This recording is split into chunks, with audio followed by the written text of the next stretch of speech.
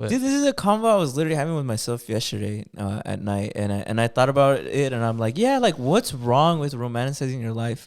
But then I asked myself, like, okay, then if there's nothing necessarily wrong with romanticizing my life, why is it that I feel inclined to live in reality? What's up, everyone? So welcome to the final episode of Women's History Month. We've been celebrating all month long, so we thought we'd celebrate by giving the only women on the show a week off. So it's just me and Brandon today. Brandon, say what's up. hey, what's up, guys? We have an exciting episode. It's the Alpha Male Podcast. If you're a woman, I'm sorry ahead of time. Keep scrolling. Yeah, I'm totally fucking around. I hope you guys all like resonate. This all resonates with you. I want to give a shout out to everybody who's been listening on the like audio apps like Spotify, Apple, and Google. My sister recently told me we've been getting a lot of traffic on there. You guys are not forgotten. You guys even got an exclusive like 30 minutes when we fucked up, when we had technical difficulty. So I hope you guys are enjoying it, all your audio listeners out there. And first topic that we're going to get into is Chat GPT. So why'd you want to talk about Chat GPT? I honestly didn't know that. I mean, literally when you brought it up, what was it, 2 episodes ago? Yeah. It was one. It was one. It was one episode ago. Yeah. Just one. I hadn't really heard anything about it. I mean, in passing, I guess, but not any like, not to at all the extent that like I probably would have if I didn't bring it up. Or I mean, maybe because right after my algorithm was listening to us talk about it, and it just everywhere was like just Chat GPT. And I guess when you kind of showed it to me sounded more like kind of just like a search engine. Like a search engine that could like banter with you a little bit. Yeah. So I mean, I was impressed, but I was more like, I mean, like it's a whatever. You know, it's just like a search engine. But then I started seeing like people talking about how like it writes essays for you and stuff like that, and how some colleges are already starting to like get privy to it. I don't know, it's pretty crazy to me. Because in one of the TikToks that I had seen, the guy's talking about how like he doesn't go too deeply into it, but he's talking about how like, oh, this might be a problem, and like colleges are already investing in like software that detects anti-ChatGPT, that detects like, oh, this is written by AI. But he puts into like his request like, now write it in a way that's not AI, and it works. Like it's the system designed to pick it up doesn't really pick it up. Pretty interesting stuff, man. I didn't know that. Yeah, I actually saw a TikTok. Somebody said that their professor wrote like, oh, because everybody's using ChatGPT, now your final essay for the semester is it's fucking 10 pages. It was like 3 pages, but now it's 10 pages. Yeah. And the guy who's making the TikTok, he's like, it doesn't matter. Like we're still gonna be able to do it. Yeah. Regardless of like how long it is, because you can use ChatGPT. Do you think ChatGPT is gonna make people dumber? Or what do you think it's gonna do to like our creative like world? Do you think it's going to make us uncreative, or do you think we're going to reach a point where we kind of like push back? I don't know. I think it's a good question. I mean, I'm definitely kind of like nervous, I guess, about it. But I have to wonder if like with everything, it's just because that's just new to me and I don't really understand it. Like change is scary, obviously. You know what I mean? But I don't know. This to me does seem pretty next level. Like, you know, like if it's. Have you seen the one where you can? It's ChatGPT 2. Now you can do a text to video. So you write something and then like you'd be like, oh, it's a story of in the Wild West, a cowboy for you? Finds aliens, and then it generates a video completely like CGI and does it for you, and it looks pretty good. It's not like anything like an Avatar, you know. It's not like a James Cameron production. But it's like it's better than even some people would write. Yeah, exactly. Yeah, it's better than you could probably learn in a year. I guess the amazing part about it, I mean, what's the word? The eerie maybe part of it is more like, I know everybody's like, oh, well, I can't do this, like, oh, I can't do that, but like, just give it a couple years, it'll like get there, like 100%. Like I remember when these things were like just bricks, and they now they're really good, and they take amazing pictures. I mean, some of them take 4K video now, right? It'll get there for sure. But going back to the question you asked me, right? You said what it'll do to the creative world. Yeah. I saw that video with Steven Spielberg where he's kind of talking about it. And really? Like, what did he say? He's just saying that he respects, like, he thinks that anything as a tool, like to help like just to help you make stuff. He's totally behind that, and he thinks that's awesome. But he says it does kind of scare him and unsettle him a little, that like you might be able to just put in a program and it'll like create for you, that you might not, you know what I mean? And I totally get him. Like I feel like that is pretty scary. Okay, I think about what harm can it actually do, because you and me have known each other for a long time. I've always been very pro tech. Like technology and stuff has never scared me. It's more excited me. And I wonder, the fear, to me, it doesn't really resonate with me. Not to say like there isn't obviously like some problems that occur. Like obviously some people will be less creative. Yeah. Some people can cheat. That way the future doctors will be like, they won't know shit. Because they learn from ChatGPT, which would harm those people. But beyond that, I feel like, I see it more as a tool, because I can't think of it like, do you think it could generate something that's like, oh, you type in ChatGPT, make me a blockbuster that will like break records and capture I was just about to get there. Is what I think it could happen is like studio, like take it to like the movie industry, right? I think like, let's say in 10 years, because I think that's like infinite amount of time in terms of like technological development. Let's say Disney's like, you know what, I'm sick of all these directors like it would be fucking Disney giving their opinion on like where Marvel should go. Like we want it to go this way. Just use ChatGPT. This is what we want. This is all the story beats we want. Hit all these, and they're $1 billion company. I'm sure they could get like the best, most advanced version of that. Like ChatGPT Plus. Yeah, it could probably be like, all right, write me Iron Man 16, and it's like, it's not amazing, but everybody already complains that Marvel's pretty formulaic, so it's not. But I guess, you know what I mean? Like, I think that's true. But so I wonder where jobs go, though. Like that's why I think like, because there's already like this environment, at least here. I mean, where it's like, I mean, people don't have jobs. Like, I mean, you know what I mean? I think there's already kind of a displacement of like wealth and jobs and all that stuff, and it seems like they don't care already. That's to me where I see the harm. I feel like it's gonna widen the gap. Oh, the wealth gap's just gonna widen of the haves and the have-nots. You know what I mean? Well, I mean, because it's hard. Because I think of Blade Runner like 2048. You know how most people there seem as though they're like broke, I guess. And they only serve big corporations, which have the real money. You see like a completely different, like they might as well be living in different worlds, right? With ChatGPT, I just feel like when I look at things through a realistic lens, I wonder when there's gonna be a point where executives, somebody like Steven Spielberg or like Martin Scorsese, not those guys because they're probably kind of old. They might be long gone before this becomes a problem. But directors right now who are really like hitting their stride, like Robert Eggers and like who's another up and coming director? I mean the brothers who just won. I mean they're not brothers. The partners who just won Everything Everywhere. There's the Safdie bros. Yeah, there's the Safdie bros. But all those modern directors, I wonder if any of them will ever take a stand and be like, no, like. The whole point of like cinema and movies is to make art, right? Yeah. And art comes from a super personal like feeling inside of you. But like, see, I agree. It's a human experience that gets like presented in art, I agree. I 100% agree. But I just given like I guess the perceived limitlessness of what this can do, I could definitely see it being like, this is an emotional story. Like this is like I'm not saying like maybe you could write like, I don't know, write me more Iron Man 16. But what if you can also write like Iron Man 16? Like this is about me coming to grips with my parents divorcing, or this is about me coming to grips with my brother passing, or this is about me. And it's like, maybe it asks you questions like, well, how did that make you feel? Like what did you go through? Like what were your thoughts? You haven't played around with it, huh? ChatGPT? No, I haven't, because I just haven't gotten the chance. I'm open to it, but like obviously that it can't do that right now, but like I said, give it enough time. It can do it to a degree. Yeah. Last week when we had Vanessa on, I remember I asked ChatGPT specifically. Yeah. I have this friend named Vanessa. She has her own podcast that's like Latina based, full of advice and like an array of different topics. What questions do I ask her on my podcast? And it gave me like 10 different like topics. And then I asked it, these topics are a little serious. Can we have something more fun?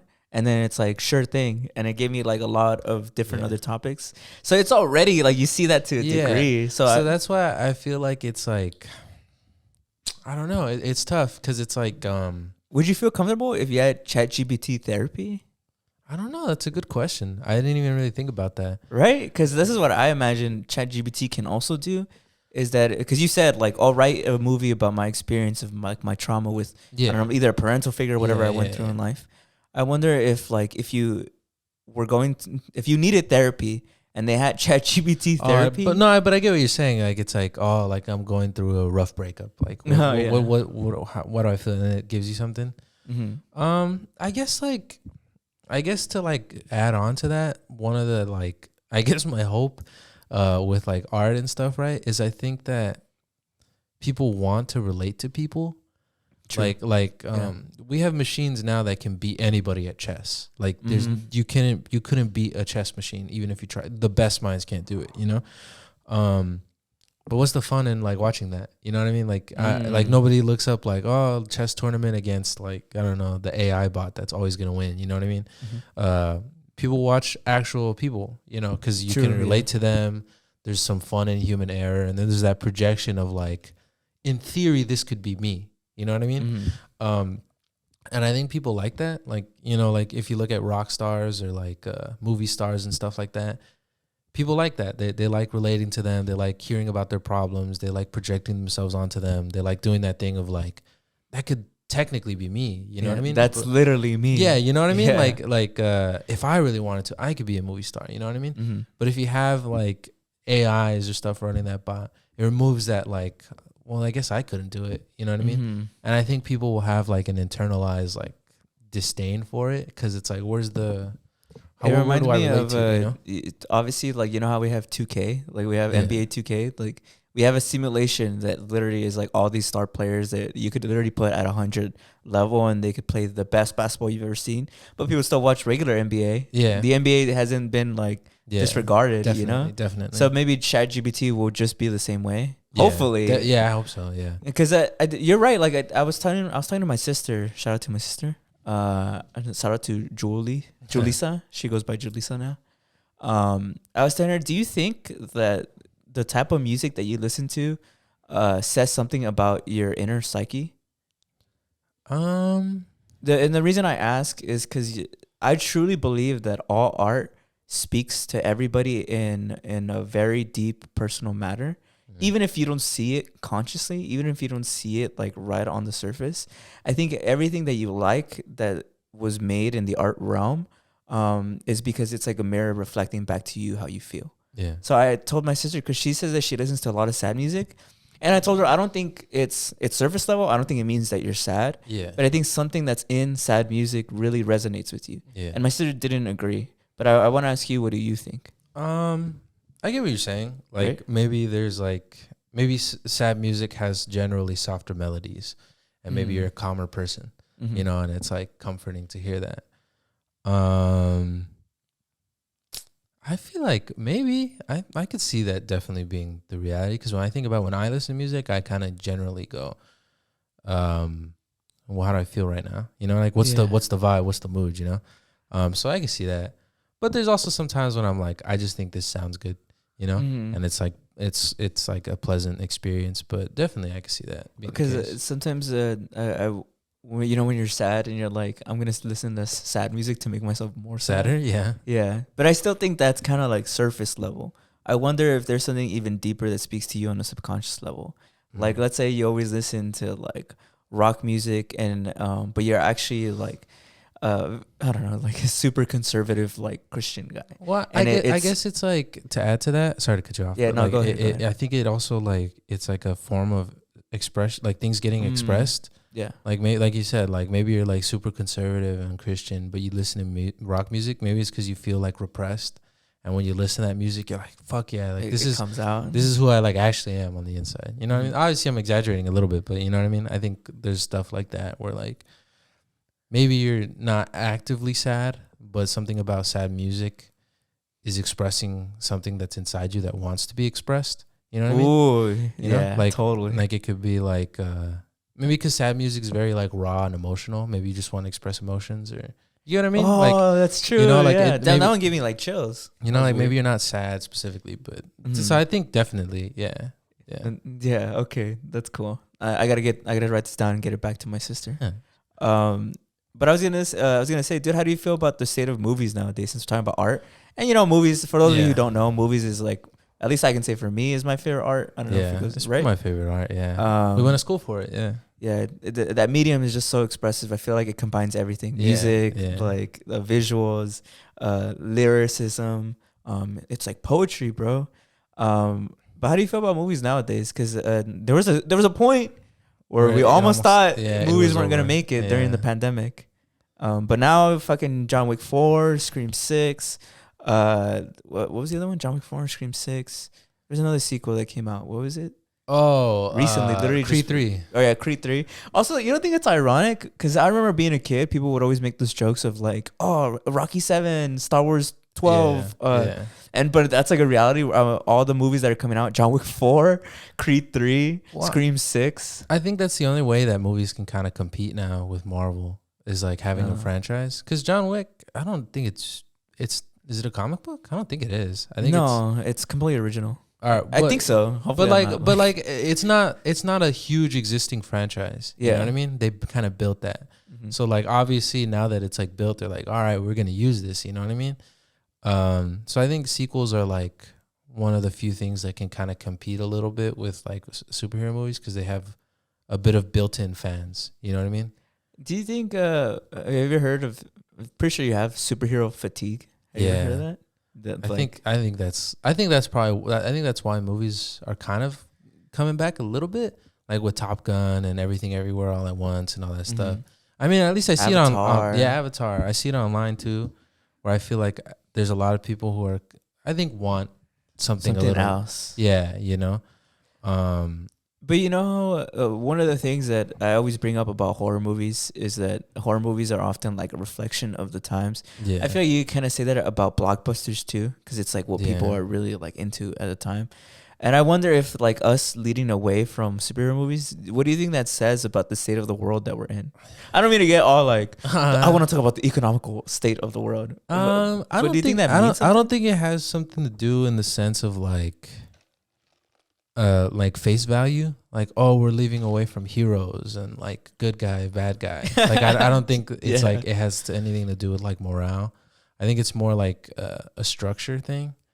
Like I think I don't know, man, because now I'm getting. You want to hear my theory? Well, yeah, go ahead. I was thinking that when pre-pandemic superhero movies were at their peak. I think right before the pandemic, I think it was Avengers Endgame, and I felt as though like the state of the world wanted to kind of root for, these going to be these heroes, these things that come save us. But when the pandemic happened, we see that a lot of our politicians, the people in power, were corrupt, cowardice, made bad decisions, were human, basically. We saw the very human side of them. And then around that time was when The Boys came out. And they kind of took that and gave it like a satirical spin on like superheroes. How like superheroes are bad people just like anybody else. They're drug addicts. They like embezzle money. They're all about merchandise. They're egomaniacs. I wonder if that was like a reflection of then like the pandemic, and that's why people now when they see superhero movies, it's a lot harder to take it serious because we know that's just a facade of like, no, like people like that don't really exist. Most people who have that type of power are actually like bad people. Yeah. But that's literally off the dome right now. I don't know if that's I could see that being the case, but I guess for me I had more thought about it like there's a lot of like stuff now. Like on TikTok, right? I think that's like it's an overwhelming amount of media. Mm-hmm. Like, and I think that's why it's easy to get like addicted to it probably for some people because it's like it's nonstop, it's constant, you know what I mean? Or like with superhero movies, it's like an overwhelming amount. It's like a constant flow.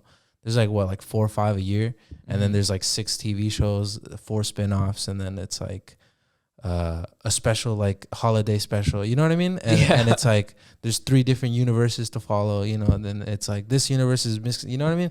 I think it's like I think it's just like an overwhelming amount of like just media oversaturation. Oversaturation of media. And I also think there are some superhero movies, right, that like I think add to like stuff like the Dark Knight. I feel like that one has like a a story to a degree. Yeah. I guess like it has a story and it uses the superheroes to tell that story in a way. You know what I mean? I think what separates, I guess, like to me, what makes like a good superhero movie from an actual movie is that I think actual movies always have sort of a message.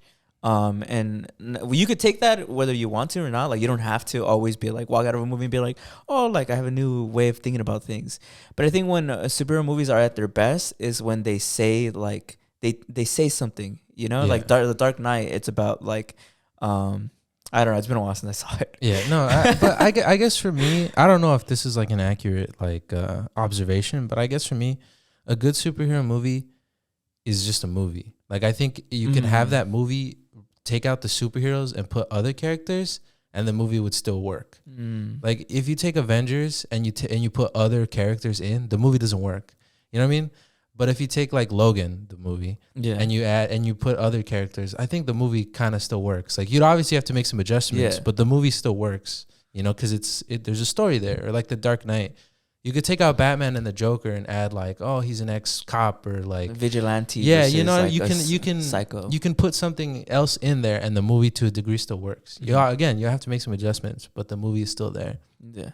So in my opinion, I think the best superhero movies are ones that like the stories first, and then they just use the it's kind of like a play, you know? Yeah, like the characters are like the cherry on top in a way. Yeah, it's like you just use them to tell the story, you know? Oh, I remember that's one thing that I remember I learned about how like movies are made. Story structure is kind of that same way of how a lot of people get stuck when they write movies on like dialogue.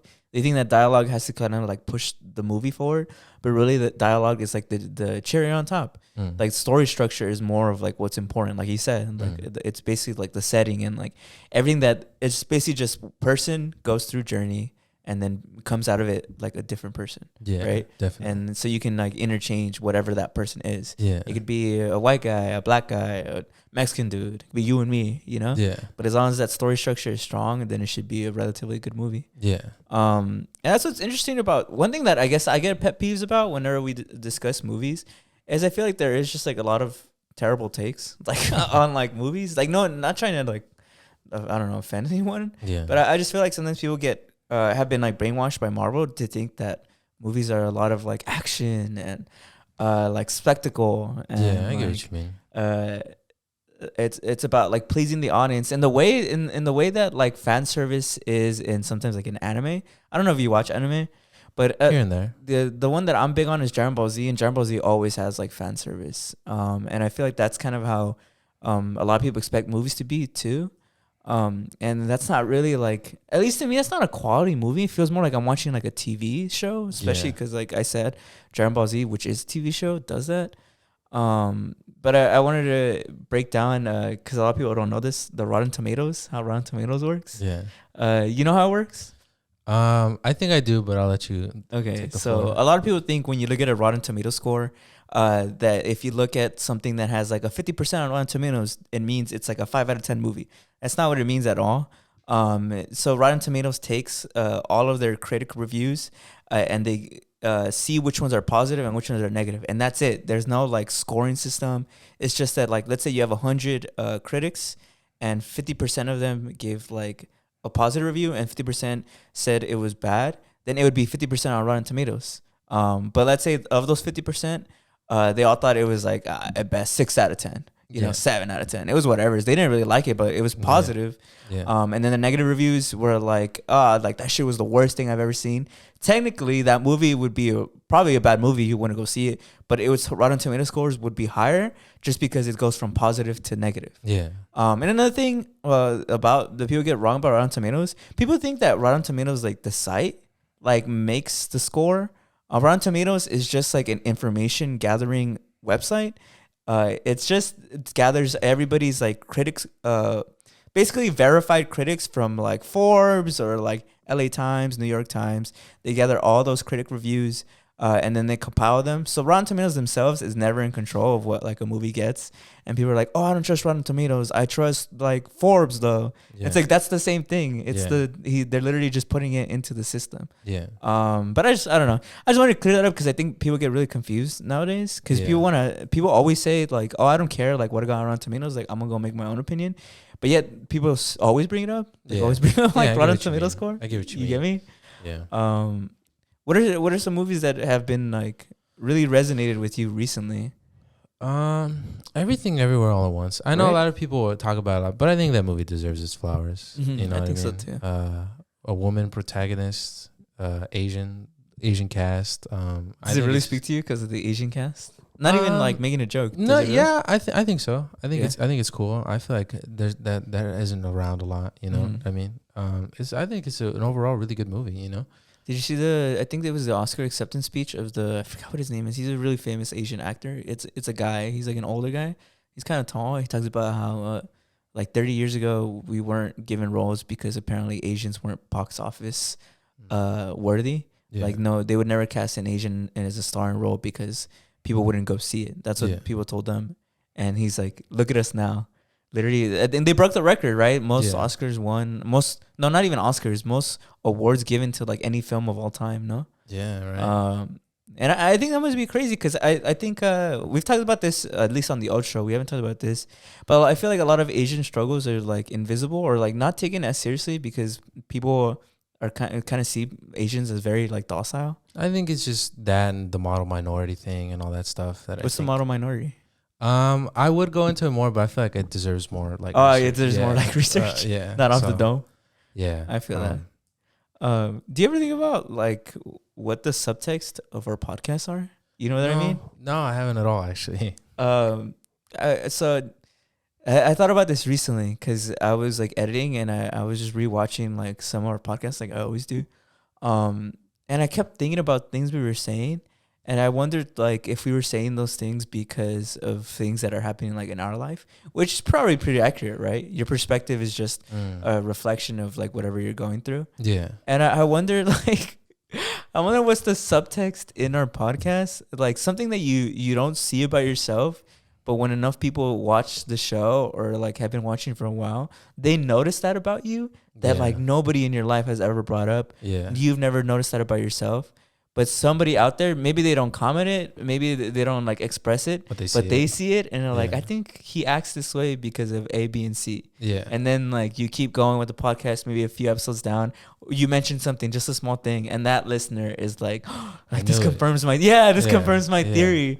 I thought about that. Like I wonder what we say on this podcast or what I express on this podcast that's actually giving an inside look as to something that I've experienced. Yeah. You get what I mean? Yeah, definitely. I guess that's that's weird, right? Well, I mean, not even weird in the sense of like creepy. I guess it's just more like there's a lot of people watching, and they're obviously Or listening, and either or. There's a lot of people consuming, and Yeah. I don't know. I guess it's like because that happens, right? I mean, we do it on here where we'll be like.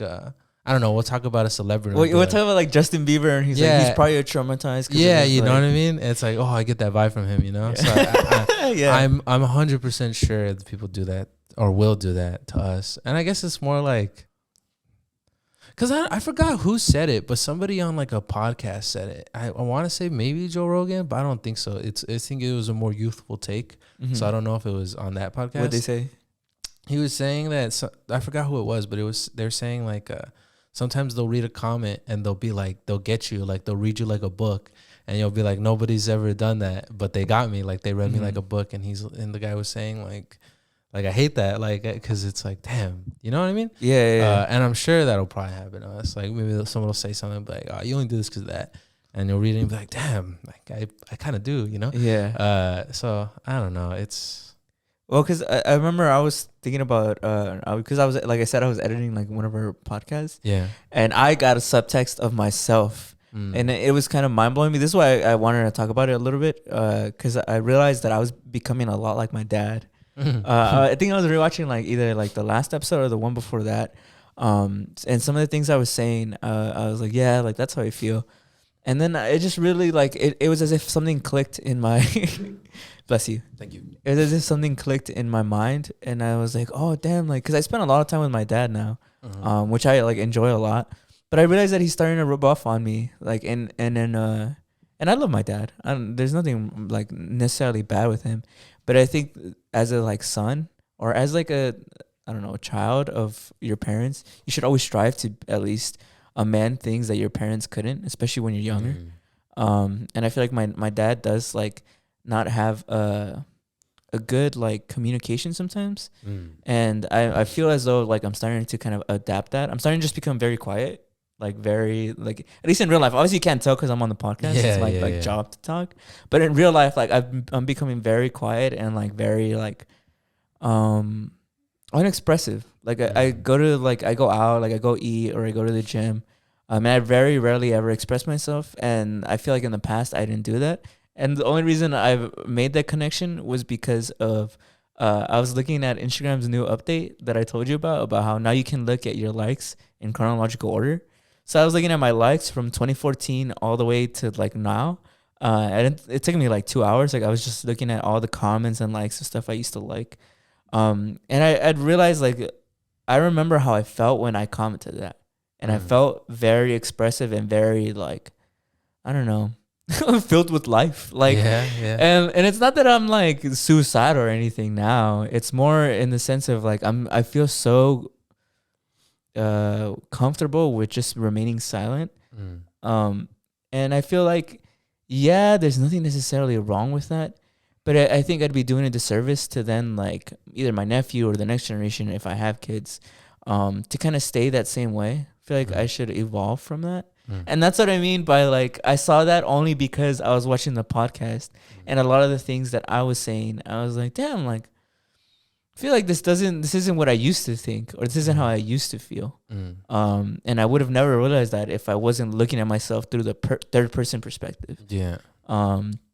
So shout out to anybody who's listening. If you guys see anything, if you guys hear or see anything that you feel like is questionable, go ahead and leave a comment. Cause, definitely. If like, and I don't subscribe. know, it's like, yo, like Brandon's really traumatized from like, probably right. like, like you give A, B, and C. He's like, or like, hey, you know, you guys might have like this disease that you don't know. You know what I mean? Yeah, no, I get what you mean. Those are all symptoms of this. It's like, yeah, I get what you mean, but I sometimes also feel like that. I definitely agree. I think there's like there's a lot of truth to that, but I also think that like because everything's like recorded, I think you can. There's also the other side of that where you can go too far with it. When I think sometimes things aren't that deep. I don't mean you and your example, but I mean like. Sometimes I do see comments and people be like, "Oh my gosh, she's clearly like asking for help." I get you. Yeah, it's like I don't think that's what's going on. You know, that's what I mean? true. Yeah. So I think the truth somewhere somewhere lies between them. You know, but like it's like that with everything. You know, because you know that happened on TikTok with you. Really? I never told you, but in one of the reels I made a reel about you talking about how you never felt accepted by like your Asian side. And it did really well. It did really well. And there was one comment that said like it felt like he was trying to be serious and his homies just clowning him. Like he's probably like so embarrassed. And I was like, I don't know. In the full clip, you were like laughing. Actually, no. I know, right? How you split? Imagine. I'd be like, damn, bro, I'm sorry. No, but I mean, yeah, like see like that. Like I think. Did you even think about that? Do you even remember that? I don't. No, but yeah, but I think that the truth lies between the them middle. sometimes. But no, but I think that's also kind of cool, or not even cool, just trippy, I guess. Sometimes because I also edit the podcast, so I'll look at it and I'll be like, not even in a deep sense. I'll be like, I remember what I was thinking when I when I did that. And it's kind of trippy just to be in the third person now. You know? Yeah. Yeah, especially when like there's been some time since we recorded it. Like I know for a fact sometimes I remember what I was thinking when we're recording these and when I'm speaking or when I'm hearing somebody else speak. But then I watch it and I'm like, wow, you can't tell at all. Like I thought I was being so much more obvious. Yeah, like sometimes you guys will be talking or taking the floor and I feel like I'll be like, you know, and I feel like I'm thinking and I feel like I'm thinking too like I don't know, loudly, I guess. Too loudly? Like, I think everyone can hear it. Everybody can see that I'm, like, not there. But if you look at the podcast, I'm just, you know? It's like, wow, you can't tell at all. Yeah, it's pretty funny. Yeah, right? So it's really like a paradox in a way. Because if you're totally showing things that you're not aware of, but at the same time, people aren't noticing things that you actually are feeling. Yeah, right. I guess that's why a lot of podcasters feel like podcast is like therapy. You think Because so? because I've heard that. That's a very common saying. People who do podcasts, especially now that we have damn, I almost spilled that. Especially now that we have friends in the podcast realm. I hear a lot of people kind of compare it to therapy. I mean, I can see that. I feel like maybe we haven't gotten to that point yet. But I'll see Theo Vaughn. Like I know he has a lot of jokes, but then he'll have a really serious podcast where he'll talk about his childhood or his relationship with his dad. And I think it's really cool that he does that too. Because it's I'm assuming, but it looks really cathartic. Like it looks like it's helping him. Or even on Joe Rogan or whatever podcast, somebody will share something, and it's because I think people want to be heard, So this is kind of a captive audience, so it's you're gonna hear me, So I think I can definitely see why people want. Go ahead, bro. Express some trauma right now. Peel back the layers a little. You know what I think is interesting though? Isn't it weird that I don't know, 1,000 years ago, this some people didn't even know what they looked like in a reflection, before mirrors, right? People didn't even know what they looked like. Yeah. And now I can watch this back and be like, oh, I remember what I was thinking.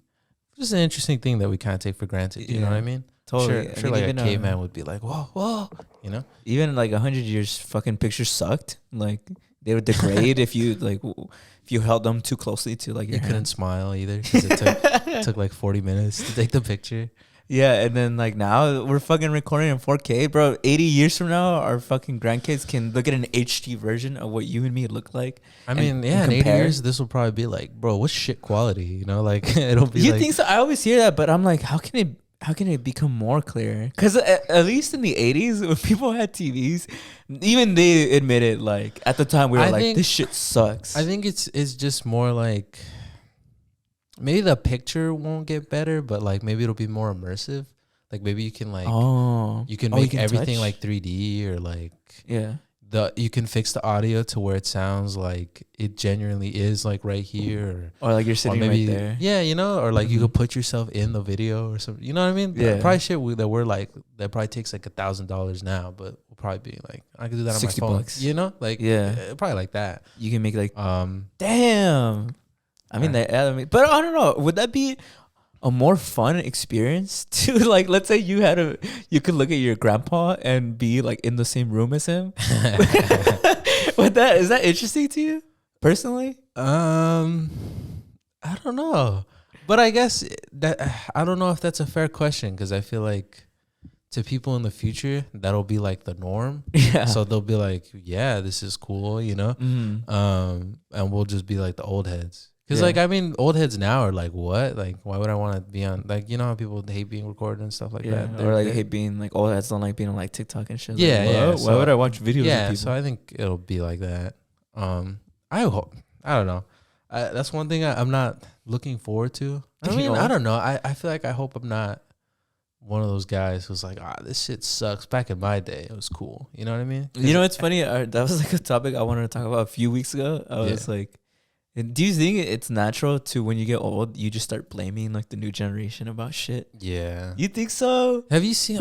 I hate myself so much for not ever saving it because it was a really good TikTok video. There's this woman who she duets another video that's just talking shit about Gen Z, and she pulls up all these articles of from the 1900s, 1910, and it's the same bar for bar. Yeah, they'll be oh the greatest generation, yeah, right. It'll be oh, Gen X, yeah, right. Nobody wants to work. Yeah, it's the exact same thing. So it's I think it's just it's natural. A part of just it's just natural. Old. Time is an illusion, bro. I was thinking about this recently about how it sucks that human life is so short because human history is in my opinion not that long. Either, yeah. Yeah, because I think about like you said, 1,000 years ago. I think about 100 years ago. It's because where I work with my dad, somebody wrote in the cement when the building was built. I think it's Lombardo. I guess that was probably his name or his last name. Yeah, Lombardo, 1958. And I'm 1958 was not that long ago, but to me that feels fucking forever ago because I was born and. Yeah. I don't care. I was born in 98. Yeah. I was born in the 90s. I'm a 90s kid, I guess. Yeah. But looking at that, I'm damn, that's a lifetime ago. I guess it's trippy because I feel human life, like you said, is pretty short, but I feel like it's fast too. Like there's and I don't just mean like the lifespan. I just mean like 1492, right? That's Columbus sailed the ocean blue. That's what 1492. That's like what 500 years ago? No, I'm being dumb. 1492. It's about like 600 plus. It's about 600 plus. Again, that's not that long ago. Yeah. For two like that the entire like human race was completely unaware of another half of the human race. Like that's trippy to me. And then like in not that long time we have this shit. Like we have, you know what I mean? And it seems like it's only getting faster. Yeah, right. Like I think about that too. And to me it's in a weird way there's like an optimism in it, because for me I think about how like it sucks that we have all these issues about like rights and we're always fighting for like environmentalism, but in reality like we've actually done it like if you look at the grand scheme of just human civilization, we're doing it a lot faster than at least like previous human civilizations did. Like we're already talking about America was founded in 1776. Yeah. It's 2023. Damn, I couldn't remember what year it was. In just like 300 years, like we're already at least making that progress. Where like the Egyptians were around for thousands of years and they never made that progress. And that's such like a funny like comparison, because obviously they didn't even have the capacity to affect the environment. Yeah, you know what I mean. But I have that kind of optimism that I just hope our problems like also accelerate in the way we can fix them. Because people talk about all the time that even though we complain, humanity has only ever like gotten better. Yeah, it's become safer, less wars, more inclusive.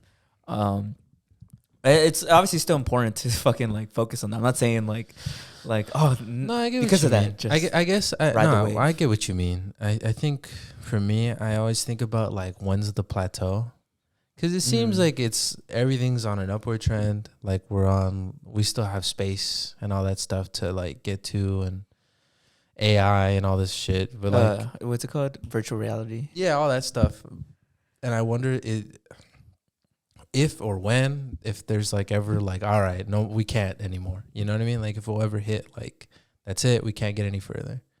Because I don't know. I don't know what's more intimidating. Like that there is no ceiling, or that there is one and we'll get it. You know what I mean? I don't think I'll be around for that, and I think I'm okay with that. You know, because it's like, let's say there is no ceiling, so like what, we're gonna become like fourth dimensional beings one day, right? And like become gods or something, and then, right?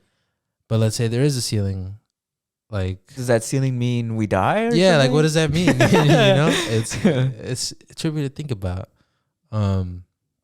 Because like right now, like with AI and space travel and like virtual reality, I can't think of stuff. I really can't think of anything like more advanced to that. I feel like I obviously can, but it gets to a point where it's almost supernatural, you know? Mm-hmm. So it's like... Yeah, right? Yeah. Because I can't conceptualize what like... mega advanced is, right? Yeah, like I don't know, like it's already kind of becoming hard for me. Like ChatGPT was something I could not think of. You know what I mean? I wouldn't be able to off the dome to just think of something like, oh, it's like a computer you can talk to. You know? Yeah. No, I get what you mean. I'm sure before the internet, there's no way somebody, maybe if you were really smart, you could guess like the internet, but the average person wouldn't. Yeah. No, totally. Do you think there's been great resets in human civilization? Have you heard of that? Yeah, like some civilizations have been as advanced as us, or almost, and then something happens. Yeah, exactly. Yeah, I think so, but not like how people imagine it. Like I don't think the Egyptians had flying cars and shit, and then it like crumbled, or like Atlantis was like, I don't know, like Wakanda, and then it like fell underwater, and then. But they were really advanced though. Who, I mean, you've seen Egyptians. Yeah, I'm not saying obviously the same thing. I'm not saying they were fucking Wakanda. Yeah, but they had have you ever seen when they compare the vases, the vases? The what? The vases, like the Egyptians were able to like super articulate, like super detailed, like make a replica of like their vases, which would have been next to like impossible with any of the tools that even like hundreds of years later they had. Yeah. But the Egyptians were able to do it. What I guess what trips me out is that like if there has been great resets where humanity went back to square one, Mm. like how is it that we were able to go this far Well, now? there's that one that I remember you and Patrick were talking about that I didn't know about. What was that library that burned down? It had a bunch of Library of Alexandria. Yeah, I didn't know about that. That's Yeah. I mean, who knows what they had in there, you know? Yeah, maybe there was the history of like a forgotten civilization that was way more advanced than Cuz I mean, we ever thought. I could see it happening now cuz everything's like on technology. I could Mhm. see there being like, I don't know, like an EMP or something goes wrong with the technology and we lose it all. You know what I mean? You know what trips me out? I always think about dinosaurs, and you're a dinosaur lover, which I love dinosaurs. I'm not saying there's Yeah. anything weird with them, but I remember when we went to the Natural History Museum here in Los Angeles, and fucking seeing like the actual like dinosaur like fossils. Yeah. fossils there, and like how huge they were. To me, I feel like I encourage everybody to kind of go see like dinosaur fossils like in person, because it's one thing to talk about them and see them on TV and see them on your phone. It's another to be standing in front of it, because I think it's, to me, it was almost like a spiritual experience. Yeah. No, I'm serious. No, I get had you. like a whole fucking like breakdown. Like, okay, I didn't break down. I didn't start Yeah. crying or anything, but I had a totally like I feel like I unlocked a certain part of my brain that finally like it's as if two fuses were like broken, and when I saw it, they kind of fused together. Because seeing like the dinosaurs in front of me really put into perspective how old the planet is, how dinosaurs are actually real. Not that I ever doubted they weren't real, but Yeah. like, No, I get what you know what I mean. mean? Like, Yeah. damn, these guys were here, you know, Yeah. millions of years ago, like a time that I can't even fathom. Yeah. You know, and I think about like, damn, they weren't like for reals weren't like civilized. Like they didn't have like technology Yeah. millions of years. Yeah. Humans yeah. only been around. But I guess like you said, right? I guess that's like we evolved to have brains because life made it that. I don't know. Maybe it's I don't know. I guess the way it's like a lot has to go right. You know. Mm-hmm. That's why I'm always like skeptical with aliens and stuff, because I feel like people underestimate how much has to go right. You know. Mm-hmm. But I don't know. I mean, who knows? Maybe there were like dinosaur tribes and stuff. Like, like they just were like they lived off the land, so they. Well, they because didn't- you told me the crazy stat, right, about how like I think we only what's the percentage of dinosaurs we've actually discovered compared to how many I don't remember. probably were. I don't remember it off the top of my head, but it's like a fraction of a fraction. Like, because Right. I mean, like for something to fossilize, it's like again a lot has to go right. Like I told you, I remember this that like in some biomes, like it's impossible for fossils to form. Basically, like rainforests, their fossils can't really form there. Like, you know, or like even there's some animals that really can fossilize, like maybe there's animals that don't really have bones or something like that, or they're So more like a jellyfish can't like fossilize? I don't know, can it? I think because I think like with sharks, right? Like Yeah. the megalodon, Uh-huh. we only have the teeth. We don't have the rest of it. Oh, really? And I think the like skeletal reconstruction of it is just like what would it have to look like for the teeth to make sense on it? Mhm. You know what I mean? But because sharks don't have bones, they're all like cartilage and stuff like that. And that stuff, I mean, maybe it could, but I just think that the explanation of it is like muscle and stuff. That shit deteriorates and cartilage and stuff like that. But bone sticks around. So, and that's how fossils are formed. So I think because bones, the sediment leaches into the bones and it replaces the structure. So it's like, you know, Was the biggest creature that ever lived on Earth was a dinosaur? no, it's a blue No. whale. I was gonna say, yeah, it's a blue whale, right? Mm-hmm. But from what we know, Yeah. Right? Again, yeah. does the ocean have fossils? Does the ocean? Yeah, do we find fossils in the ocean?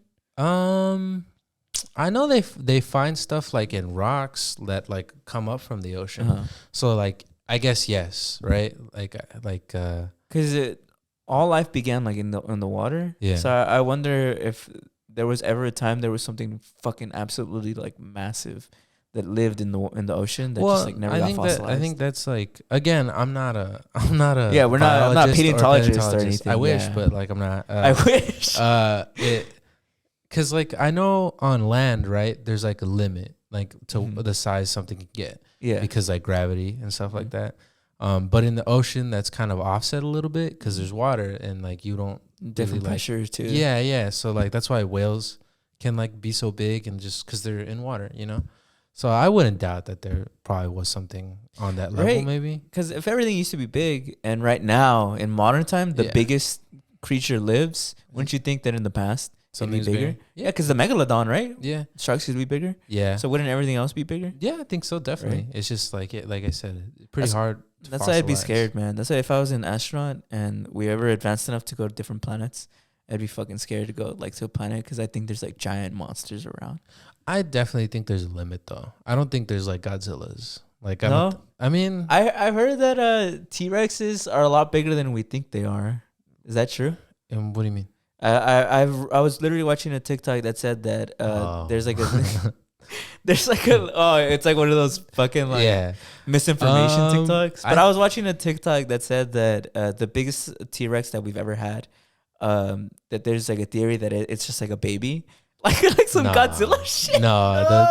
Bro, but I was so excited. No. I wanted it like T-Rex to be fucking like the size of that's one skyscrapers. thing about TikTok is like I get it. It can look real. No, it's not. That's what they're trying to ban it right now, bro. I mean, maybe what they're getting at is there used to be this dinosaur that I don't know if it's updated yet, but it was called Nanotyrannus, Mm-hmm. which it looked like a T-Rex, but they classified it as like a raptor. Mm. But then it ended up just being a baby T-Rex.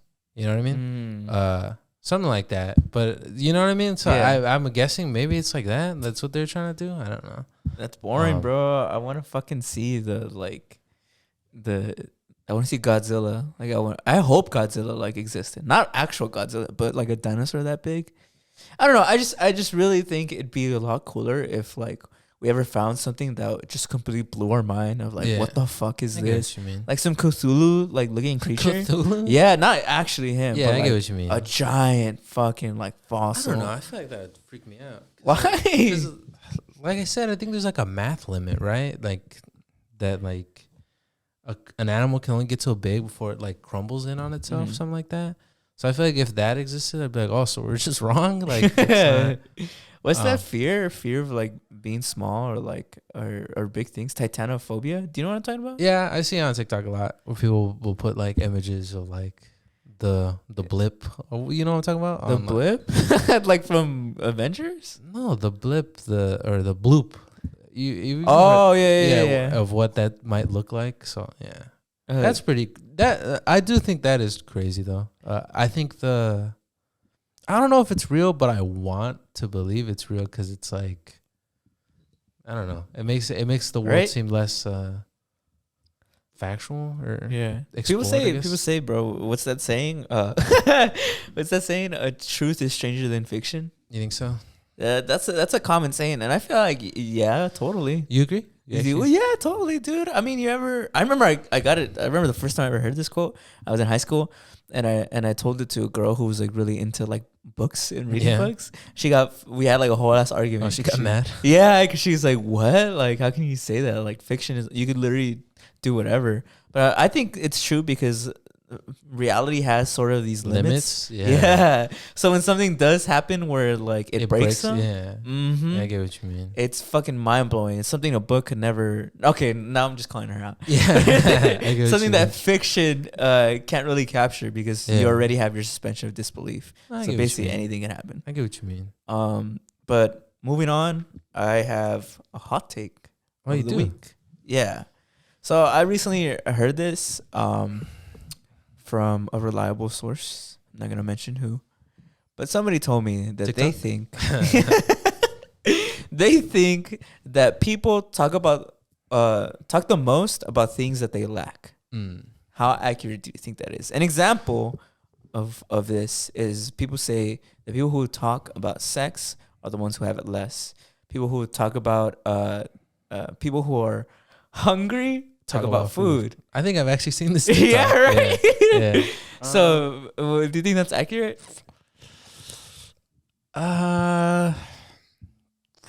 Probably to like. Do To you a have degree. statistics on this? No, I have statistics for my next one. Oh, okay. Yeah, I sorry was, about I was that. gonna say, damn, but is it for real? Because okay, now I don't these are on know. a personal level. What do we talk about the most on this podcast? We talk about we talk about culture a lot. So Would feel you say we you lack culture? Damn. Do you? Me? I don't know. I feel like I'm pretty. It's like that Bobby Lee joke, I think, where it's like I didn't wake up thinking I was Asian. I was just Asian. To me, that's like me with Mexican culture. I didn't wake up thinking like, how can I be more Mexican today? It's just sort of like embedded in my life. Just happens. Yeah, because I remember somebody asked me like, "Oh, when's the last time you had Mexican food?" Like, when's the last time I had food? yeah, that's like what I thought about. Yeah. What do you mean? Like, I just ate this morning. Like, what the fuck? Yeah. And then somebody asked me like, "Oh, what's the best Mexican restaurant like you've ever been to?" And I'm like, "What the fuck? I don't go to a Mexican restaurant. Like, I just eat at home." That's interesting. That's very interesting. Maybe. I don't know about all the time, but what's something you feel like you talk about a lot that you're realizing right now that you lack? I don't know. I feel like I don't know. What do I talk about a lot? Dinosaurs, I guess. You lack dinosaurs? I mean, I do. I technically do. I mean, yeah, we all do. Yeah, so I mean, I guess that's true. That's true. I don't know. I mean, we talk a lot about social issues. So, but I feel like I don't know. Are we projecting, bro? I don't know if I agree. I mean, with no, with the podcast. I think that's not a fair like analysis. Only because when we talk about stuff, we think about what our viewers like. Okay, we think about like what might be entertaining, what might be. So, you know what I mean? Oh, so you're thinking about okay. Yeah, I feel like when the cameras are off. Yeah, when the cameras are off, when you're just being you. I don't know. I feel like I feel like people. There are people who are like that. There are people who are like that, but I don't think it's everybody. I don't know. Am I wrong? The less self-aware people definitely are the ones who I feel like talk most about things they lack. Yeah, I think those who are very aware of like projection and like the power in your words. I think they're the ones who watch what they say. But I think those who kind of just word vomit a lot, I think definitely, yeah. I think there's more to it in the stuff you don't talk about. So, whoever said that? Yeah. I said that. Yeah. But moving on and keeping in line with, I guess like this isn't a hot take. This is like an actual thing. Have you ever heard of the returning soldier effect? So basically, let me really quickly just look at my notes. So this is what I found out, and I thought it was really interesting to bring up on the show. So the returning soldier effect is a phenomenon which suggests that more boys are born during and immediately after wars. This effect is one of the many factors influencing human sex ratio. And I looked into it, and apparently it's pretty accurate. I actually have heard of this, right? But weirdly enough, I brought it up because some people connected it to reincarnation, about how it shows you that obviously all the men dying in the war, the reason why there's more boys being born, their souls needed bodies. Because their souls needed a body. And because this is a real phenomenon that people have observed. Yeah. Well, I mean, is that baby boomers are part of that? Like, I'm assuming, right? 'Cause that generation or that happened right after World War II. Yeah, I think so. Yeah. I don't know. No, I think so. I think so. I don't know. Well, anyways, go ahead, continue. I was gonna say okay, but I knew this is so important. I wanted to bring this up because we're talking about reincarnation. So if it's not reincarnation, then what would be the reasons behind that, right?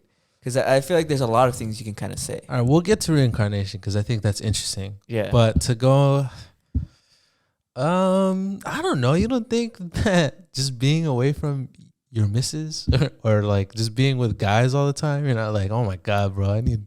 You go home filled with testosterone. Yeah, you don't think you want to like? I want to settle down, start a family. Like I want to start making some babies. Yeah, like you don't think seeing your buddy's head get blown off is like, oh, maybe I just want to raise a family and sit at home. I don't want to do this. No? Maybe I just need something to take the edge off. Yeah, no. Yeah, Oh, I mean, well, specifically it says that it's like men though, baby boys who are born. Oh, so just boys are kind of Yeah, really that's why it's called the returning soldier effect, because it's Oh. saying that like the soldiers are returning. maybe it's like a Mother Nature thing. Like maybe it's because maybe it's like nature notices that the population in men is dipping and like it needs a balance. So Really no. Oh, but reincarnation now that's like out of the question. No, okay, no. Talk about first what you just said.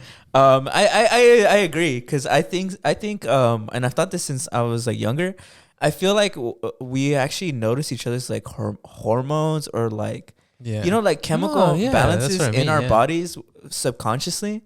And I feel like maybe that's why. Yeah, so you feel like, oh, there's less like boys being born. You obviously don't tell like, hey dick, like hey, like hey, balls dick. Give me more like boy sperm, you know. But it's something in your body, like because humans are very what's the word, community based. Humans are very like what's the word, social creatures. Yeah, humans are very social creatures.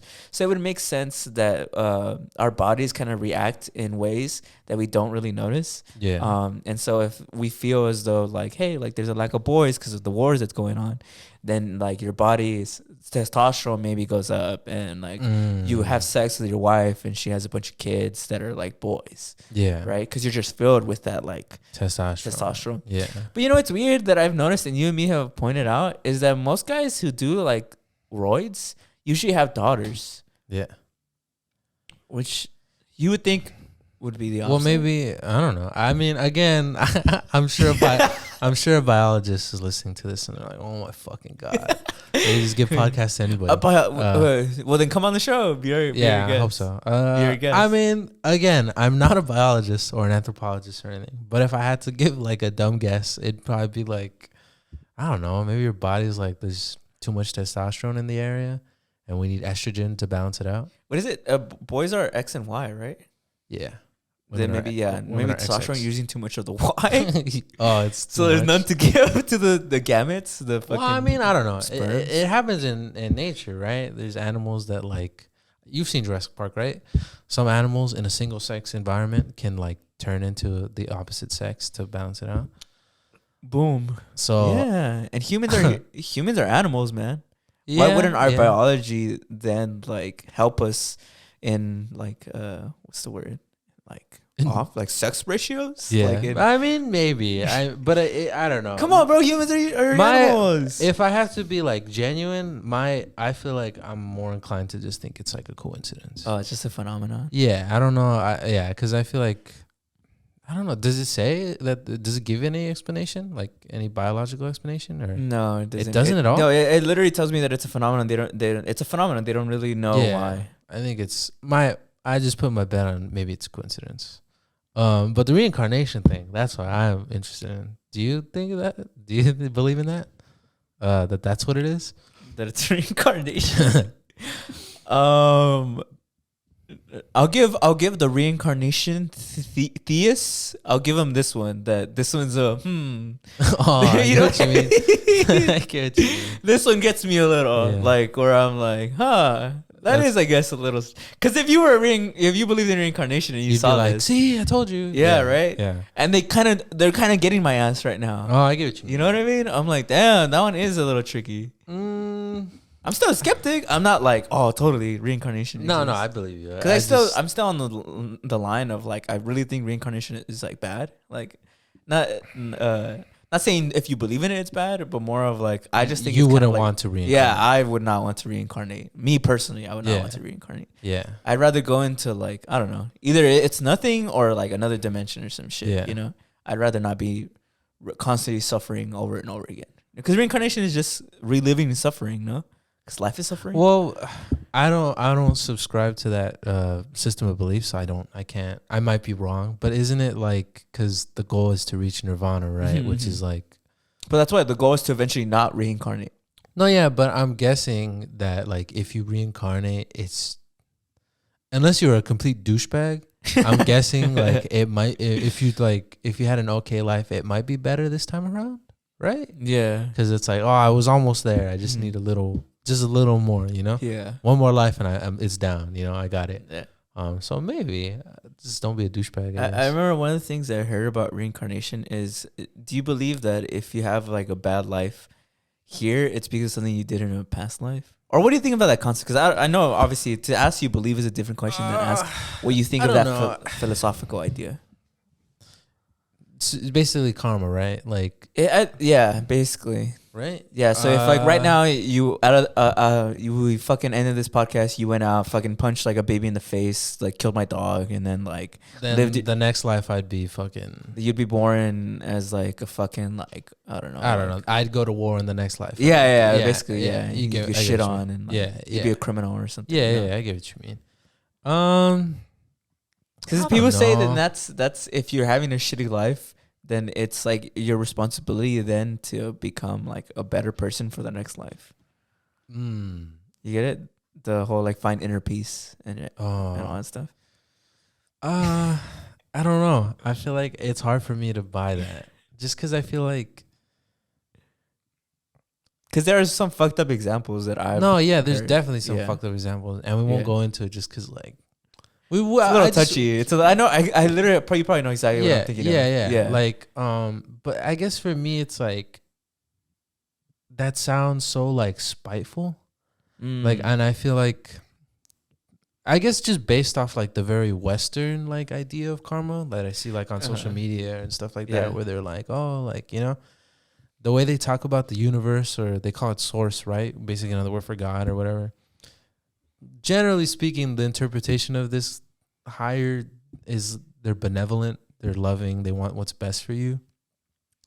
And when for me, again, just speaking on me, when I hear people talk about like, oh, that this life sucks because you did something bad in the past life or something, that sounds so like spiteful, like revenge or something like that. And so I have a hard time relating the two. Yeah, like you're telling me that whoever's in charge is like this kind, loving, like person, right? But then, like, you know, he's like, oh, well, he's gonna punish you. Yeah, you're gonna have like 50 diseases in the next life. You know what I mean?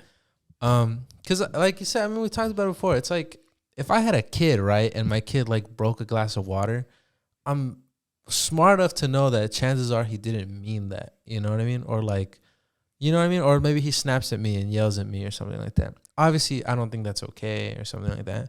But because they're a kid and I obviously know more than them, I can rationalize that they're not completely like in they don't know better. They don't know any better, right? So again, extrapolating that idea to like a higher being, I would be like, well, why can't they make that same jump of like, oh, this person didn't know any better, so why should I punish them? You know what I mean? Or like, so that's why I don't know. I have a hard time personally getting into that. You know what I mean? No, I totally agree. I would like to believe that if God existed, he wouldn't be full of like spite and hatred. Yeah. He wouldn't be full of like you're gonna get what you deserve. Yeah. You're gonna get what's coming to you. Yeah, because to me that sounds super like human. That sounds super like what I would want, or like what a person would want. But whenever people like try to like conceptualize a God or a source or a universe, whatever, they also add in the like, no, he's not like that. But then they'll give him qualities that speak to the opposite, you know? Yeah. Or at least what I see using that mentality in the world. Yeah. I'm like, well, something doesn't add up, you know? Yeah. Because I think about how people sometimes put God in, it's like, oh, like I don't like this specific group because God told me to hate this group. And it's like, so you're telling me like he's like hateful and like yeah, right? Yeah, you know? It doesn't really make a lot of sense to me. Or at least it's not consistent with their beliefs, right? Yeah. This all-loving God. Oh, but just before I go, make sure you don't like these specific people. Yeah, you know? Right? It's kind of weird. Make sure you hate on them. Like, I made everyone in my image. Everybody's like me and equal, except these guys. Yeah, right. Why'd you make them? You know? It's like an inconsistent belief. Yeah, because it's like, I feel like I'm open to spirituality, or like I feel like I have a desire to want to be in that realm, but I'm not.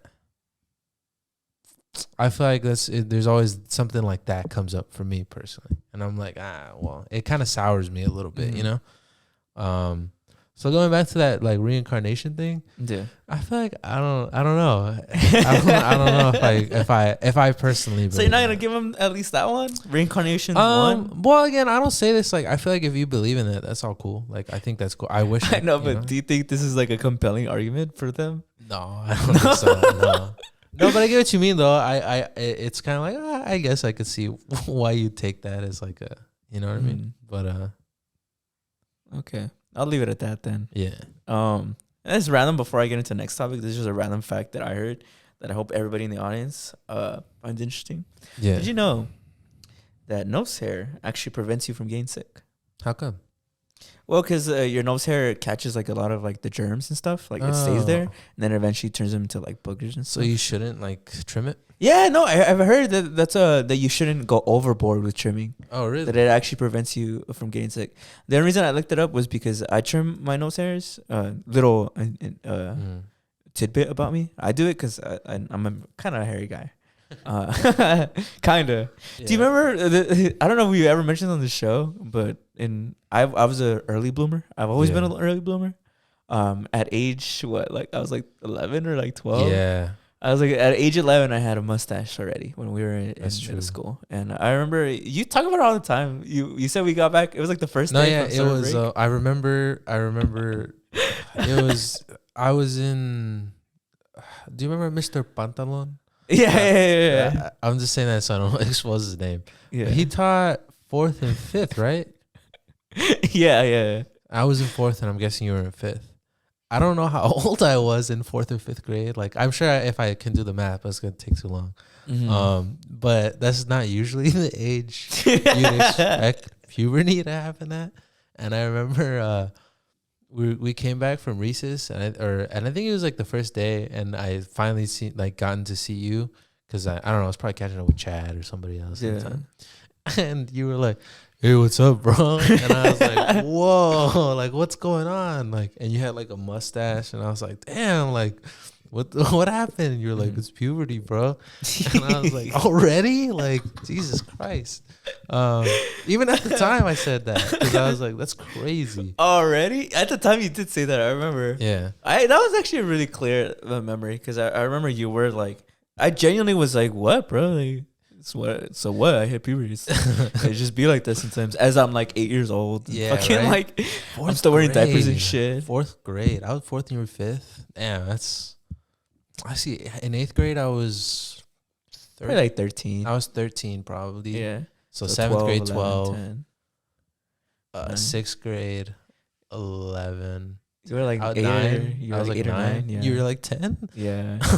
Yeah, dude. Damn. I was an early bloomer. Do you feel like, are you an early? What were you on the spectrum? Were you early, I think late, or right on time? I think I was late. Yeah, you were a late I bloomer. don't think puberty maybe. I thought you were about to say something else. I thought you were about to say, because I heard the S. I thought you were like, oh, I hit sex pretty late. No. I think, damn, maybe sophomore year of high school. I don't remember. I actually Sophomore year of high school, really? I think I don't remember. I know I was in my teens. Well, because to me, it's when I think about you, it's skewed. Because since you were always younger than me, I always saw you as younger. Yeah, So I always felt like you were kind of like, I don't know, just younger. Yeah, I just always thought you were just a younger kid. So I think I want. I do remember when your voice got deeper though, because Yeah. I remember you had an iconic like high pitched voice. I still have the recordings of it. Do you Yeah. remember? You had an Yeah. iconic, super high pitched voice. It's weird. I guess it's weird in memory of having your voice change because it's you. You don't notice it. Mhm. You know. I don't know. Did you hate the phase where your voice would crack? Did that ever That happen to never you? really happened to me that Really? too It much. happened I to me mean, a lot. every now and again, but like it wasn't like crazy.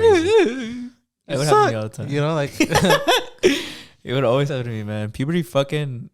Was puberty good for you though? Did you handle it well? I mean, I'm not a very hairy guy, so it's like I feel like I just got taller and my voice just got deeper, so it wasn't that crazy for me. But some people grow like mustaches and stuff like you, so I was like, you know, Bro, I thought it would just stop at the mustache. Then I started growing a beard, yeah. which I don't know. To me, that was a dub. I was like, thank God. I was like, I'm glad I can at least grow a beard. No, yeah, because I mean, I don't think I even had to think about shaving until like senior year. Like, so like, yeah, it's not even. Yeah, well, you know what? My beard didn't start growing until like my junior year of high school. I'll say that. I had facial I remember hair. you had like a Lincoln beard. You Yeah, had like I don't know what the fuck I was doing with that one. I was missing. It's because you know what it really was is What? that I was like in denial. I didn't think I was growing here, so I was like, it's like a little stubby, but whatever. But So it I would was the just shave full my beard? mustache, Yeah. and before I knew it, Full beard. I had they call it the chin strap. You know what I Lincoln? mean? The chin Yeah. strap. I thought it was cool. But I don't know. can't grow a I beard. think chin straps are so corny to me because they remind me of like some shit like Limp Bizkit, like listeners would listen to. You know what I mean? Yeah, I get what People you who mean. are like into like, yeah, we're gonna party, yeah. You know what I mean? That type of music. Yeah. Like I don't even know what you call that. Definitely. Like monster drinkers, like The chin energy strap. drink, like No, yeah. I mean, listeners. you gotta shampoo it, right? Your beard. That's why I shave now because Oh, 'cause you don't wanna do it just that? got too much. It just Yeah. got too much. Bro, I'm getting at the age though where I probably have to shave every day that I wake up. Wow. Yeah, because Wow. it grows really fast. And like, and it's I don't know, bro. I For I me- look. For me, it's like every 2 weeks, maybe, maybe. Yeah, I don't. Do you wish you had fish hair? No, Nah. I don't. I feel like everybody who talks about it says it's like it's a nightmare, and I feel like it'd be cool to have a mustache, but I feel like I wouldn't even be able to pull it off anyway. So it's like I feel like I'm coul with it not having. You to. have you ever seen Steven Yeun? How his facial hair grows? Yeah, I'd probably have it like that, but I Yeah. feel like it's yeah. But everybody always talks about it like it's a hassle, so I'm like, well then, whatever, you know. Yeah, I don't know. Well, some guys want to grow beards. No, Like yeah, some- some people who like it can like Mhm. they pull it off, but I feel like it doesn't really suit me. The big like facial hair either way. I feel like I'd look kind of funny if I had like a giant mustache or something. Do you think you look your age? Me? Yeah. I don't know. Don't make it real this because I don't want everybody to be like, yeah, you do. You know. I still get carded all the time, but Yeah. like not even for alcohol. Like my Uh-huh. dad likes scratchers. Mm-hmm. And they'll be like, "Can I see your ID?" I'm like, "You don't believe I'm 18? Like, I'm 22. Come on." I feel like, yeah. So I don't. I could pass for like 15. You think so? You don't think so, bro? You don't think I You could pass for 15? I mean, I don't know. Maybe on a good day. On a good day, I hold up my bags. Your cheekbones, or whatever. I shave. No, but I mean, I guess like the only thing about it that like, I guess bothers me is like sometimes I'll go because like I said, my dad likes scratchers, Yeah. so he'll always send me to go get him. Yeah. And like it's fine getting carded and all that, but I guess the annoying part of it is I feel like the cashiers will always like low-key kind of like just be rude or disrespectful because they'll think I'm a kid trying to like Yeah. scam them, Uh-huh. or they'll like ignore me, or they'll be like, "How fucking old are you?" You know, Yeah. like, or they'll talk to me like assholes. They'll talk to you as if you're ruining your life. Yeah, or they'll talk just talk to me like I was a little kid, Yeah, I or get you. like, but not even that part. I don't mind like that they would talk to me Mhm. like I'm younger. It's just more like that Respecting? they disrespect me. Like Yeah. they'll be like, "How old are you, bro?" Like, nah, like, or they'll be like, sometimes they'll be like, "Nah, like for real," or something. I'm like, "What do Yeah. you mean, bro? Like, just look at Yeah. my card, like Mhm. just." Because it's like, damn, if I was a little kid or like if I was actually a teenager and I came in here, you just have attitude and like have beef with a little kid. Mhm. What a fucking jerk. You know? I know. Yeah. What an asshole. You know? I I don't feel know. that. But I mean, at least it's better than I don't know them thinking you're. Then people thinking 35? you're older. You're 35 or something? Yeah, that'd be the worst. I know people thought that I was older. Do I look older? You know what's weird? I think when you were younger, like when you were like younger, you looked your age, but you don't have that problem of like you keep that keeps going. I feel like you just caught up with your age. Yeah, And now I agree. you're like just staying there, you know? Because I feel like that's the worst one is you're always looking older than you actually are. Like you look 30 when you're 20 and you look 40 when you're 30, you know? I remember I got hit on by this like 30-year-old woman. And she thought I was 27. Yeah, at the time I was 23. Damn. Yeah, and I was like, 27? yeah, she thought I was 27. Yeah, she thought I was 27. So since that, I was like, damn, I guess I look older. But I will admit that I was dressed kind of older, and I do dress a little older. I will say that, especially if I'm like getting some food from like my job, where I'm like in like full like Uniform? blue collar. You're in your uniform? Yeah, my blue collar uniform. You got your badge on and stuff. I Yeah. think it's just mostly the beard. I feel like if you didn't have a beard, people wouldn't. Always. If I didn't have a beard, I look so fucking weird though. I feel like my beard really like it really does it for me. You should For some shave guys, I think it makes them look youthful. I actually really think if I shaved, I'd look older. You think so? Yeah, I do. Oh, like how? I'd look like shriveled up. I don't know. I mean, one of these weeks, one of these like I guess months when we have like a week or two off, you should shave it because it'll come right back. He said. Yeah, but like, I'm telling you, it's not gonna look good. Everyone's gonna clown on me. It's not gonna look. Don't go good. out. Don't go out. Oh, hide in my room. Yeah. Cry in the corner. Yeah. But moving on. This is gonna be a short episode, mainly because all in all, we're kind of trying to make these more concise. Yeah, for more everybody listening. just tighter, more consistent content. Something's always happening. You know what I mean? We're trying to get like a flow going, you know. Yeah. Because we want you guys to just get Enjoy. the absolute best, you know. Yeah. Like it genuinely is that. We just want you guys, everybody who listens to, we really like appreciate the support. So we feel like we want to continue to just like level up. If we felt having a 4-hour episode would be like somehow a better flow or like it'd be more consistent, we do that. But obviously that's not the case. So yeah. So we're gonna leave it off with one more topic. So this is something that my sister actually brought up. And she sent us this like study that showed that, did you know? Should I put on my TikTok real voice? Yeah. Did you know that? No. But anyways, so when men look at idealized pictures of women, so let's say you have a boyfriend or you're a guy yourself. Yeah. When you look at like supermodels or these female celebrities or people that you think are like what?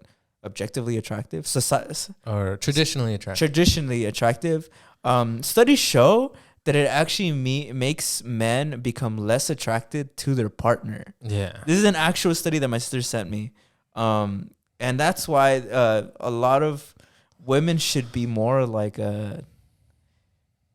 shouldn't be gaslit to feel like it's weird that they don't want their man to look at like other pictures and stuff like that. At like women with bikinis on Instagram or like I don't know, following like thirst trap pages. I mean, actually, that's like you shouldn't do that already. Yeah. But my sister brought it up as like so that's why women are actually being a lot more like rational when they feel that way. Especially after looking at a study. What do you think about it? Because I feel like it makes me kind of sad, like to know that like you fall out of love almost. Yeah, like I see. Does it affect your like love or is it just attraction, like physical attraction?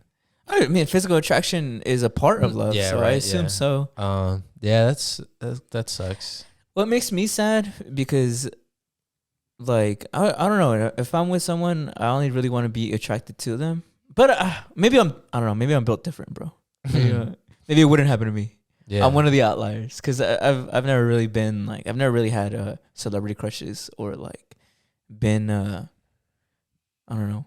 Been like obsessed that way with like I've never followed like girls that I didn't like that I just followed because I thought they were pretty. You know what I mean? I get what you I've just never been that type of person. But it was mainly because my brother would always like he would always clown on people like that. Like like well, you're watching twerk videos all day. Yeah. So I specifically going out of my way to never be that type of person. And so I don't know. I feel like this doesn't resonate with me. I wouldn't. Am I being a pick me? No. I don't think so. I mean, I'm sure the comments will let you know about it, but yeah. Damn, that's crazy though. I mean, I already thought that women were being valid when they said that. So, all right, now you're being a pick me. Yeah, I know. No, yeah, that's crazy, dude. That's like. Oh, you brought up the question. What do we do about this? Because in the past, at least in like the 70s and the 80s and below, I feel like it was a lot easier to kind of like, oh, if you read that study, then all right, then fine, maybe like so then that keep track of not looking at magazines or like what you watch on TV. But like because the phone is so prevalent in like modern days, I feel like it's a lot easier to see like very attractive, traditionally attractive women. So that thing about what people say that we see too many beautiful people, that's actually true then? It seems like more and more it seems to be becoming true. Wow. Yeah. Because. Well, because back in the day, you see like one pretty girl in your lifetime, and you consider yourself you lucky, fucking right? like want to die for her. Yeah. You see, that'd be me. That'd be you? I wish we'd go back to those times. You'd be a munch. I'd be no, I wouldn't be a munch. You know what a munch is? Yeah. Okay. I don't know. What do we do about this? What do we do about this? I don't know what we do about it, but I like what you brought up about how is this kind of like do you think monogamy is gonna go away? Do you think monogamy has become less and less popular? Because I mean, people thought, and this seems like a weird example to kind of give it, but people thought we would never stray away from like traditional Catholic and Christian like I get what you like mean. values and the nuclear family, but Yeah. it eventually all went away. Do you think this shows a kind of trend that humans are kind of not monogamous? are moving? People say that. No, they aren't, right? They aren't Yeah. in nature. They're not supposed to. Well, okay, not to get on my misogyny shit, but Yeah. they say specifically men aren't Not designed to be monogamous. Yeah. That women are. Okay, this is like not. This isn't something I saw like on Andrew Tate or anything. This is genuinely somebody looked at as like in a lens of like humans as a species, and that it would seem as though it trends more as to where women are more like monogamous geared, while men, because like they can have more babies. It's like a biological thing. But like I think that I don't know if this is true. Again, off the dome, so don't quote me. Okay. I feel like the reason women might be a little more geared towards monogamy is because I feel like social like norms and programming. Because like remember, it's still very not accepted that a woman has more than like one sexual partner in her life. You know, it's really not like a lot of dudes are not down with that. Weird, but like, but they'll do it, right? Yeah. So it's like I think there's a lot of like. I mean, like, how would you feel if the world told you if you slept with more than one person, you were like worthless, like you lost all your worth, or like if you didn't get married and settle down, that you were like wasting your life away. Yeah, you were wasting your life, or you were a failure. You know what I mean? So I feel like maybe that's some of why women have like a slightly internalized kind of like, because society is always telling them to do that. Yeah, but I feel like it's becoming very slowly, but surely, like more accepted and at least more talked about that like a woman is more than her sexual partners. You know, obviously, or a woman is more than just someone that makes kids or is a housewife or something like that. So I feel like in that aspect, yeah, we're probably maybe monogamy is going away, and and then add that to what we just said about how like when men see like idealized, quote unquote idealized women, they kind of lose attraction to their partner. So I feel like maybe those couple things are gonna push humans to the next stage of like. I don't know if we'll ever. I mean, maybe not for a while. I don't think it'll like completely go away, but I could see it not being like everybody does that, because I feel like right now that's everybody's like one of their end games. Like everybody, I'd say what, like 90-95% of people, you talk to them, they're like, oh, I just one day I want to meet the right person and settle down. You know what I mean? Start a family, get married and stuff like that. Oh, honestly, the more I think about it, the more interesting it becomes, because it's showed that also statistically there's a rise in single people now more than ever. And I wonder if it has to do with that like monogamous relationships are becoming harder and harder to kind of sustain. Yeah. A lot of people bring up my sister, because my sister's my sister, so she knows a lot about like dating stuff. She sent me something that was really interesting. I've never seen anywhere else. Where, do you know how Instagram added that update about the notes that you can have? Like you can write notes. My sister sent me somebody's rant that they put like on Twitter that said that Instagram and a lot of these social media sites continue to push cheating culture. Have you heard of this? That like they continue to push cheating culture because then that's what motivates you to kind of get these apps, because that idea that you can kind of get like some kind of sexual like favor or sexual like escapism. Do you think they're promoting cheating, or do you think they're trying to include like a dating app aspect of it to it? You know what I mean? Yeah. I think that's more the case, because like with notes, right? That's specifically like a dig at Twitter. Like they're trying to take away from Twitter in the way that Reels are trying to take away from TikTok.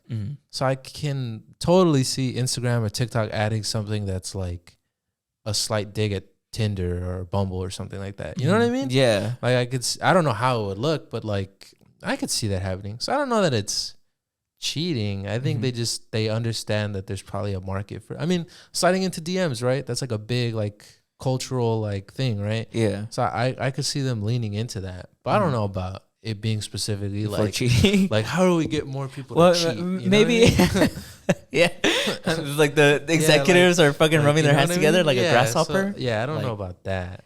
Well, what's weird is that, but like still promoting, I guess social media maps to be used as dating apps, a side effect is that it does promote cheating, though. Yeah. Yeah, maybe you're right. It's not. Does like, it though? Because I feel like you can. You can download Twitter. I mean, not Twitter, Tinder and Bumble, like that. Like, but does that mean like it's promoting it? I feel like. You get what I mean? I get you. Yeah. This is. I told my sister. I really enough feel like this is something that I can actually see one day somebody actually suing Instagram for.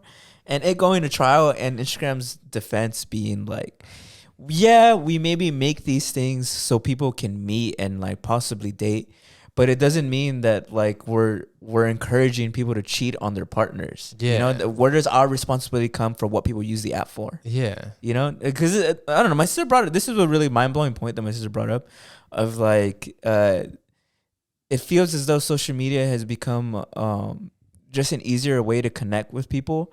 And because of that, it does give you that, one my perfect person can be on this app. Yeah, I find this. The next person I request could be my wife. Yeah, exactly.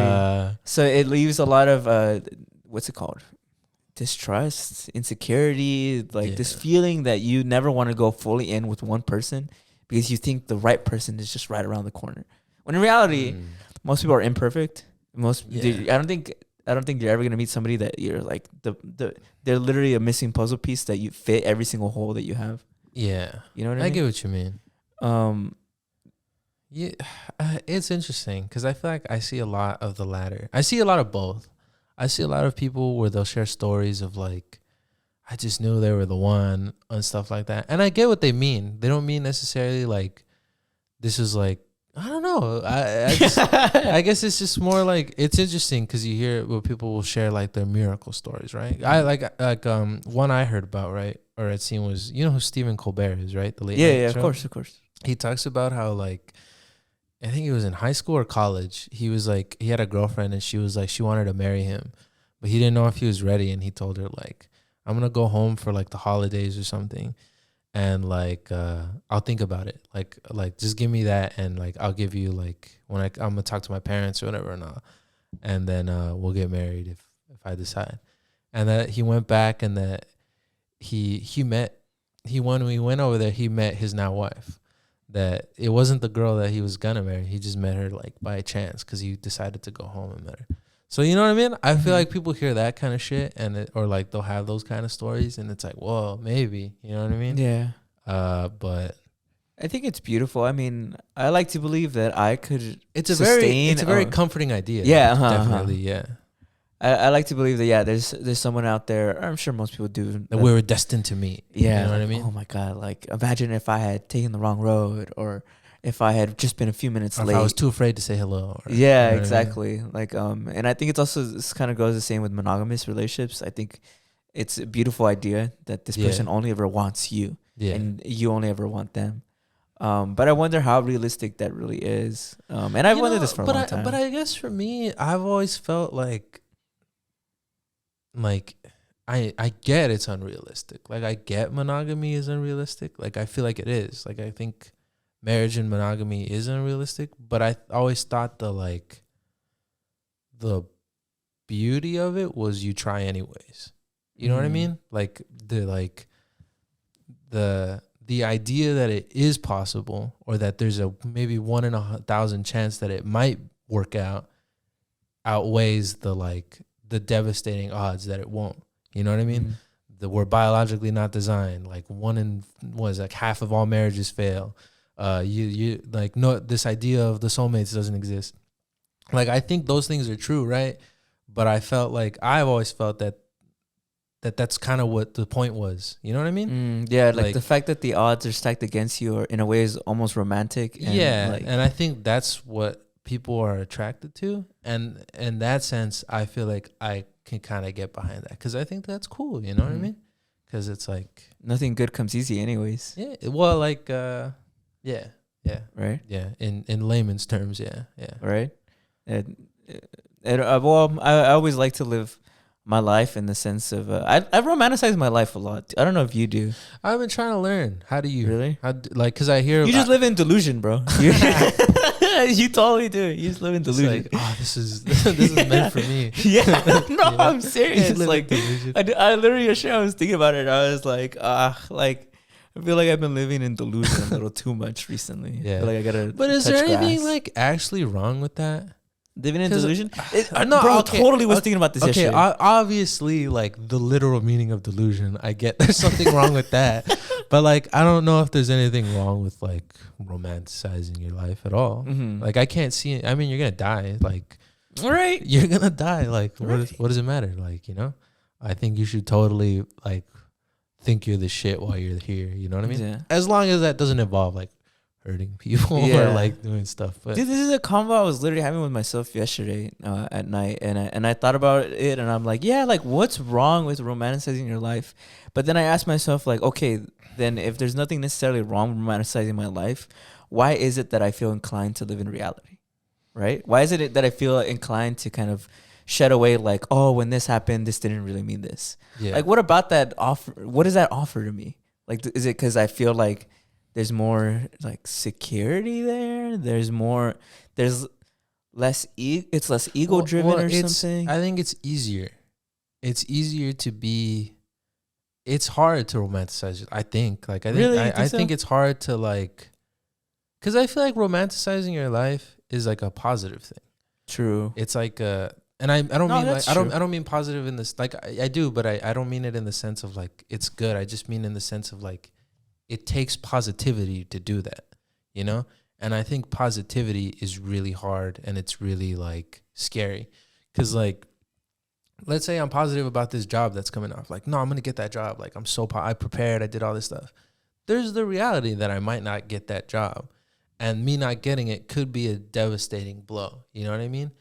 So me being like, nah, I'm not gonna get it. Like, I don't deserve that job anyways. Like, I mean, like I didn't prepare. Like, someone better than me is gonna get it. It sucks, but that's a lot easier because it's lessening the devastating blow. You know what I mean? Mm-hmm. So I think that's why you're probably No, I because think I think you're it's right. it's Yeah, like totally. it's like the safer route. Yeah. So, but like yeah, like even going back to monogamy, that's why I think it's like I think it's kind of cool. Is like Mhm. it's like because it's the harder thing to do. You know what I mean? Yeah. Harder things are what make life kind of interesting. Because Yeah. I totally agree. I think on that note, it's a good place to end this end off episode. the episode. Yeah. Dude, totally. Like, oh my God. Like, just like saying, just one last thing about that is, like, I never realized that totally romanticizing your life is a lot harder than just kind of I guess taking things objectively. Because you're right. It's kind of reminds me of the Spider-Man thing that what MJ said about how if you always expect disappointment. No, what is it? If you always expect, if you always expect to be disappointed, you'll never be disappointed or something like that. yeah, right. Yeah. It's like something like that. I imagine that's what kind of not romanticizing your life is about. Yeah. If you're always kind of looking at like, oh, when I was at the grocery store and that girl looked at me, she probably just like thought I was being weird and like and like wasn't into me. But if you romanticize it of like, oh, maybe she was interested in me. And maybe I'm better looking than I think. Or something, yeah, or maybe yeah. this outfit was cool, or maybe what I mean. It's obviously a lot harder to do. Yeah, you know what I mean? Right. So I want to end this off by saying romanticize your life. I think it's pretty beautiful. Yeah. Makes life a lot of fun. You only live once, man. Might as well have some fun while you're at it. But any last words, Brandon? No. Thanks for joining us. I hope you enjoyed this. This little episode. one-on-one with This little Brandon. one-on-one. Yeah. Julie will be back. Very soon. Yeah. So keep your eyes From her Women's History Month vacation. Yeah. Hope she's having a lot of fun. A well-deserved vacation. Yeah. Hope she's having a lot of fun wherever she's at. Happy Women's History Month. Yeah. Thanks for tuning in. We'll see you guys next week. See ya.